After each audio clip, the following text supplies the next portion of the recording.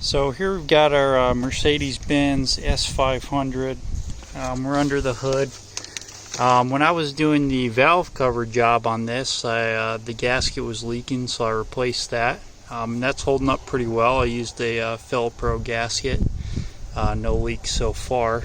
I broke a couple of these connectors on the ignition coil. So you can see this one here pulls right out. They're pretty brittle because they were covered in oil, but this should be an easy fix. So I bought some new connectors.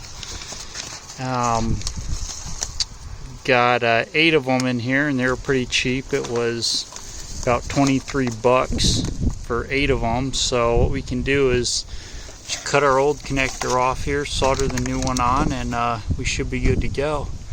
So I guess first things first is let's test that new connector and see if it actually matches up with our old one.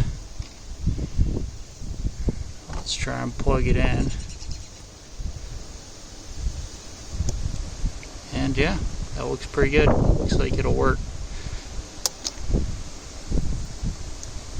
So let's clean this up a bit and then get ready to solder it. Alright, so we cut that wire harness back a little bit, and what we can see here is that our new connector and our old connector, the wire colors don't match up, which is fine. We just need to remember which one goes to which. So it looks like lining them up so that they're facing the same way. We've got red going to black, and then we've got white going to black and green, and then we have black going to black and white. So we'll go ahead and cut these wires, get them soldered, and then we should have our new connector, and then we'll just need to patch up this harness. So we'll go ahead and do that off camera. Alright, so we've got our wires soldered up here, and you can see we already put a piece of shrink tubing, or a heat shrink on the wire before we soldered it, of course. And we've got black going to black white, red going to black, white going to black green, just like we said. So now we're going to get this covered up. We'll rewrap this wiring harness, and then we'll fire it up and see if she runs. So let's go ahead and do that. Alright, so here we are. We got everything buttoned up, got our connector plugged in, fits in there well. We've got everything Tessa taped up to where it goes back into the harness, and everything's looking really good. So the only thing left for us is to actually start it up and see if it runs.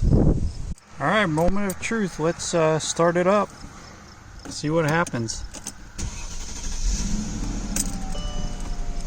Sounds pretty good. Let's go take a look.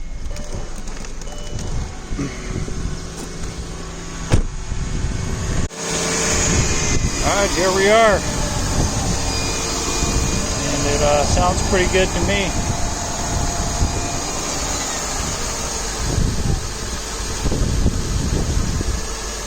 We'll keep checking it for codes or anything, but so far everything looks good. Looks like we fixed our little ignition coil connectors. And I'll have a link to those connectors in the description so you can buy some of your own. And this repair should apply to many different types of vehicles, not just this particular one.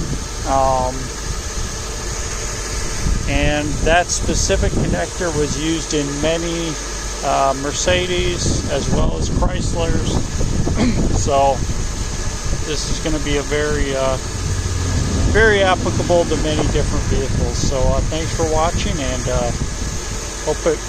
hope your own repair goes well too.